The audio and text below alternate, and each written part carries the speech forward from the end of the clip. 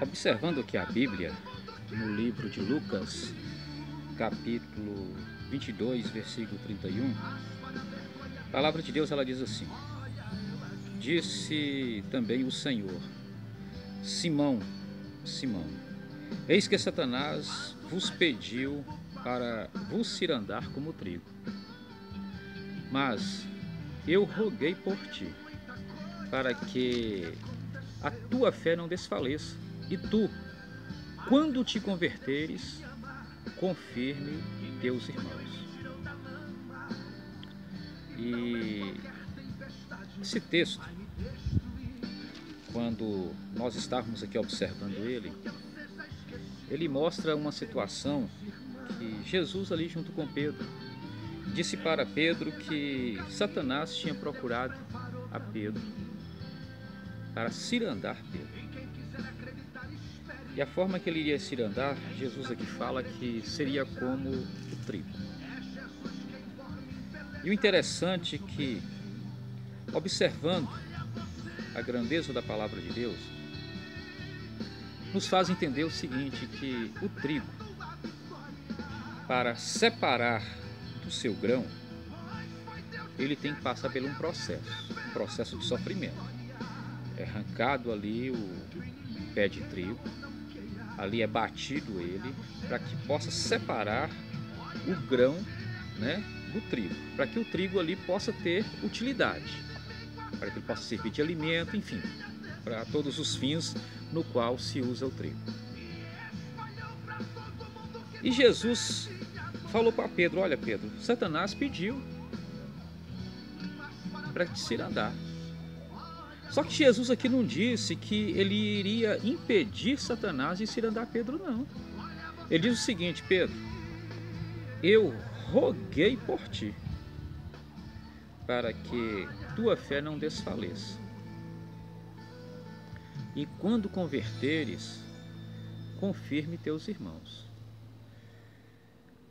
E Pedro ainda disse na sequência: Senhor, estou pronto para ir contigo até a prisão e a morte. Mas Jesus, ele disse para Pedro: digo-te, Pedro, que não cantarás hoje o galo antes que 3 vezes negues que me conheces. Às vezes nós não compreendemos as passagens bíblicas, porque muitas vezes nós queremos compreender com os nossos olhos carnais. Mas a Bíblia ela é clara nos seus ensinamentos.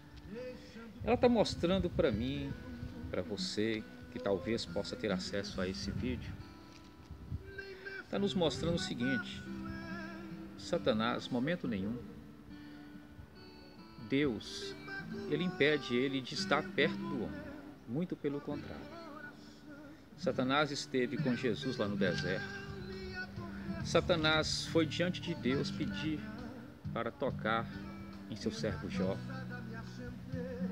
E quando Jesus escolheu seus 12 discípulos, Jesus próprio diz em uma passagem bíblica que dentre os 12, um era o diabo. Então Deus nunca impediu de Satanás viver ao nosso derredor, muito pelo contrário. Deus, ele nos reveste da tua graça, do teu poder, da tua presença. Ele nos fortalece no entendimento do poder de Deus, do amor de Deus por nós, para que Satanás nunca venha vencer a obra de Deus na nossa vida. E aqui não foi diferente. Pedro, ele tinha que passar por um processo. Pedro conhecia Jesus, Pedro andou com Jesus, Pedro participou de todos os feitos de Jesus, de todos os milagres do Senhor Jesus. Mas Pedro precisava viver algo maior.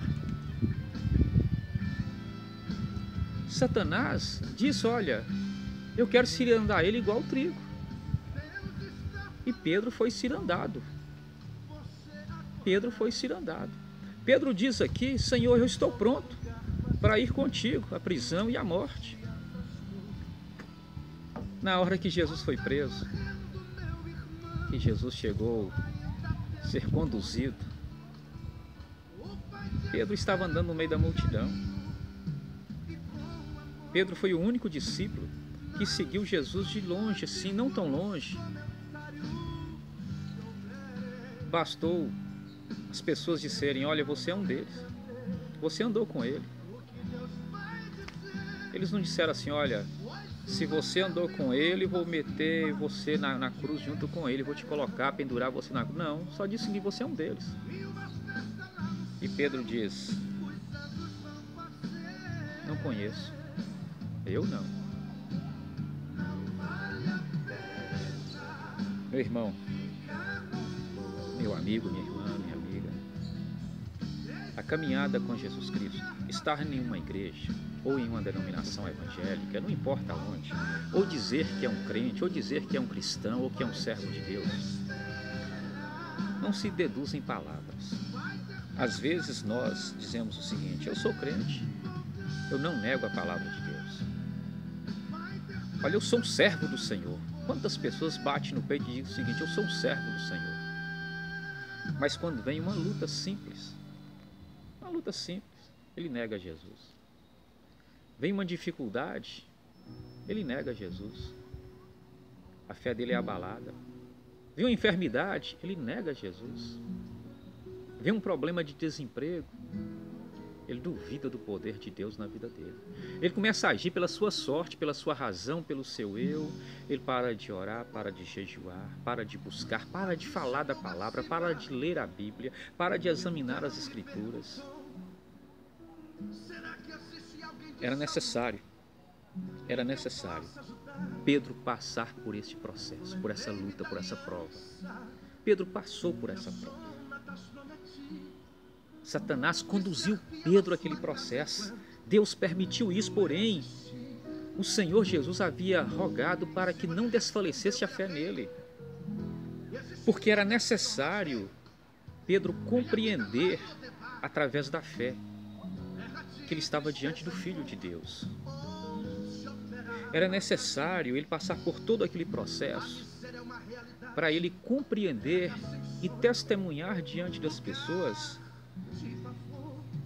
que a palavra de Deus, ela não cai por terra, que a palavra de Deus, ela é viva, que a palavra de Deus é como uma espada de dois gumes que penetra alma e medula, juntas e medula, que separa o nosso entendimento carnal, o nosso entendimento de razão, de vaidade, com o entendimento dos valores da eternidade de Deus.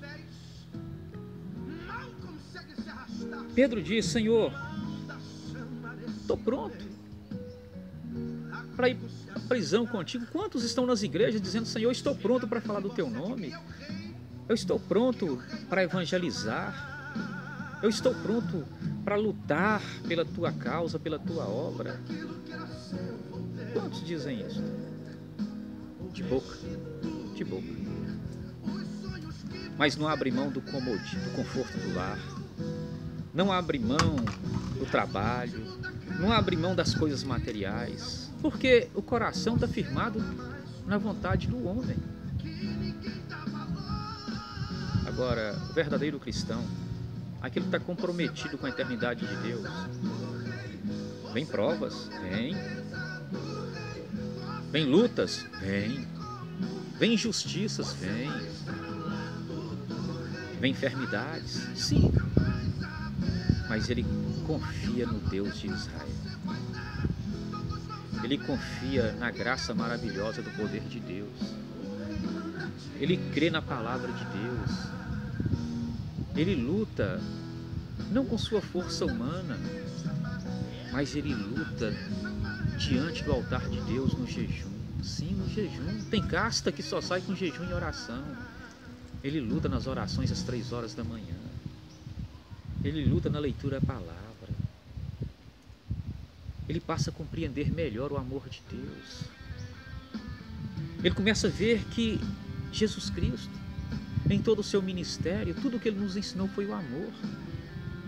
Jesus Cristo amou as prostitutas, amou os pecadores, amou os leprosos, amou os aleijados, os cegos. Meu irmão, minha irmã, nós não podemos ser crentes só dentro de 4 paredes, não. No céu, diante do trono de Deus, não existe uma denominação. A igreja de Jesus Cristo é um povo.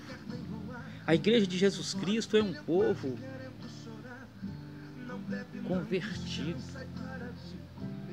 O que é convertido? É aquele que anda na contramão dos valores do mundo.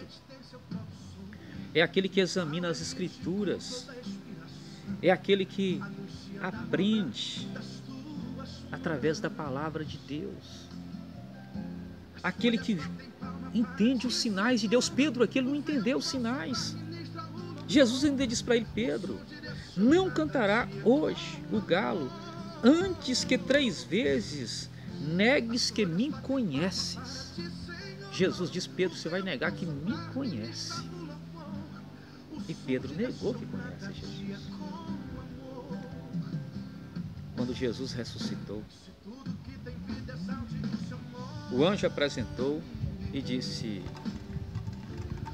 Ide,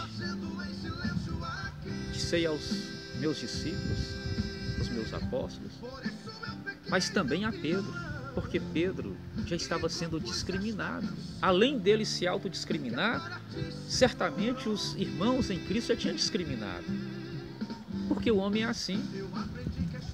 O homem tem o ato de julgar, de pré-julgar e até de condenar o seu próprio irmão, esquecendo que a Bíblia diz que não julgueis para não ser julgado, porque com a medida que medires, serei medido.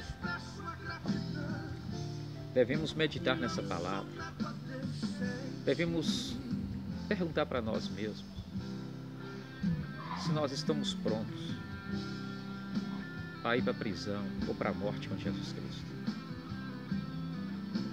Porque Pedro disse que estava. Ninguém colocou uma lança no pescoço de Pedro.